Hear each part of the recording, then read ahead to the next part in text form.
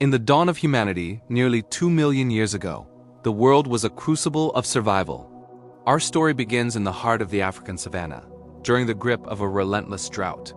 This is the early Pleistocene, a time when the very earth cracked under a scorching sun, and life clung to existence by a thread.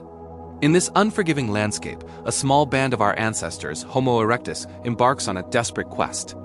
They are not yet the masters of this world. They are merely a part of it, fighting for every sunrise. Their journey is a testament to the courage, ingenuity, and unyielding will to live that defines the human spirit. This is the story of a battle for the most precious resource of all, water. The sun beats down without mercy. The land is a canvas of desolation, a vast, sun-scorched, waddy floor fractured into a mosaic of deep, dry fissures. The air is thick with heat, shimmering over the baked earth. A dusty, orange-yellow haze veils the sky, muting the harsh glare of the midday sun. There is no green, no sign of life, only the profound silence of a world gasping for breath. This is a land of despair, where hope seems to wither and die. Through this apocalyptic scene, three figures trudge onward. They are Homo erectus, our distant kin. Their powerful, muscular bodies are clad in simple animal hides, offering scant protection from the elements. Every step is a monumental effort, their feet sinking into the hot, cracked ground. You can see the exhaustion etched onto their faces, the telltale signs of severe dehydration hollowing their cheeks.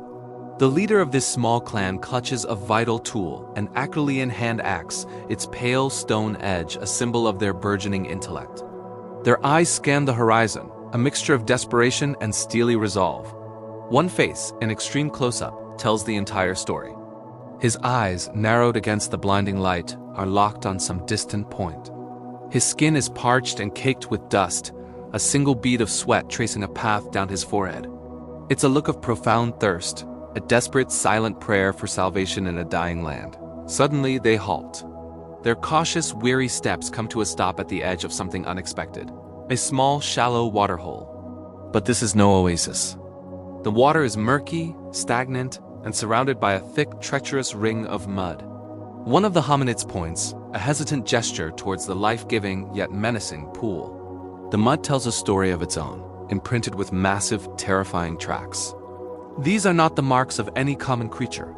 They belong to a reptilian giant. The leader's hand tightens its grip on his stone axe, knuckles white. He holds it low, ready but hesitating. The sharp edge a stark contrast against the blurred, murky water in the background. As we look down into that still, brown water, a distorted silhouette ripples on the surface. An immense, ancient crocodile, Crocodylus Anthropophagus, the man-eater, lies in wait, a lurking horror just beneath the surface.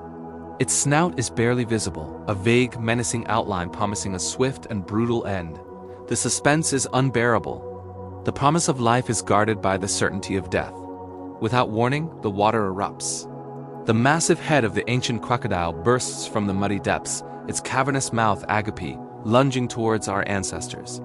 Water and mud fly in a chaotic explosion of primal violence. Instinct takes over.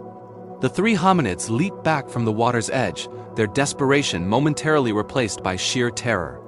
One of them, recovering quickly, assumes a defensive stance, brandishing a heavy wooden stick like a primitive spear.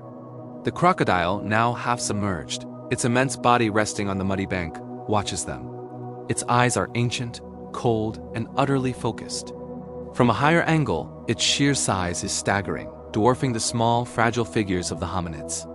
It is a reptilian titan, the undisputed king of this dwindling waterhole, and it views these intruders with predatory dominance, a calculating stillness that is more terrifying than any roar. But these are not mere animals driven by instinct alone. In this moment of extreme peril, the spark of human intellect ignites. The leader's eyes meet his companions. A flurry of silent, urgent hand gestures passes between them. They point to opposite sides of the waterhole. A plan is forming, a collaborative strategy born from 1,000,000 years of evolution. The hand axe remains firmly in the leader's grip, a silent promise of the fight to come. Then they move. Two of the hominids break into a sprint, running in opposite directions around the perimeter of the muddy pool. Their goal is clear: to distract the colossal predator, to divide its lethal attention. As the crocodile's head swivels, tracking the runners, the third hominid, the leader, moves with stealth.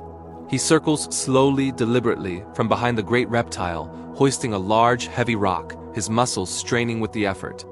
To buy him a crucial second, one of the runners scoops up a handful of mud and flings it directly at the crocodile's face. The predator flinches, momentarily blinded and annoyed, its focus shifting just as the leader moves in for the decisive blow. This is the moment. The culmination of desperation, intelligence, and courage.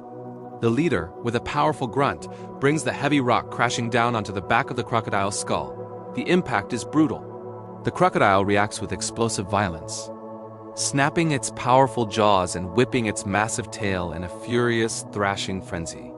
The water churns, the air is filled with the sounds of the struggle, but the blow has done its job. The titan is wounded, its confidence shattered. With a final convulsive movement, the massive reptile retracts, its dark shape disappearing rapidly back into the murky depths, leaving behind only agitated, turbulent waves. The three hominids stand their ground, breathing heavily, chests heaving. They watch the predator retreat, their faces a mask of exhaustion, adrenaline, and disbelief. Cautiously, they remain vigilant, slowly, tentatively, approaching the water's edge once more. The battle is won, the reward is survival. The three Homo erectus kneel carefully by the waterhole. They cup the muddy water in their hands and drink, their faces becoming smeared with the thick brown liquid. But on those mud-streaked faces is an expression of pure, unadulterated relief. It is the taste of victory, the quenching of a fire that threatened to consume them. It is the taste of life itself. As our story concludes, we see the small group walking away from the hard-won waterhole, their figures silhouetted against the hazy, distant horizon. They carry their tools, their weapons of intellect, and they carry newly filled water containers, perhaps crafted from animal bladders. The leader still holds his hand axe, no longer just a tool for butchering, but a symbol of their victory. A victory of strategy over size, of mind over muscle, of humanity over the raw, unforgiving forces of nature. Thank you for joining us on this journey back in time. It's a powerful reminder of the struggles our ancestors faced, and the incredible resilience that lies within our very DNA. If you found this story captivating, please hit that like button and subscribe to our channel for more explorations into the deep history of our world. We'll see you in the next one.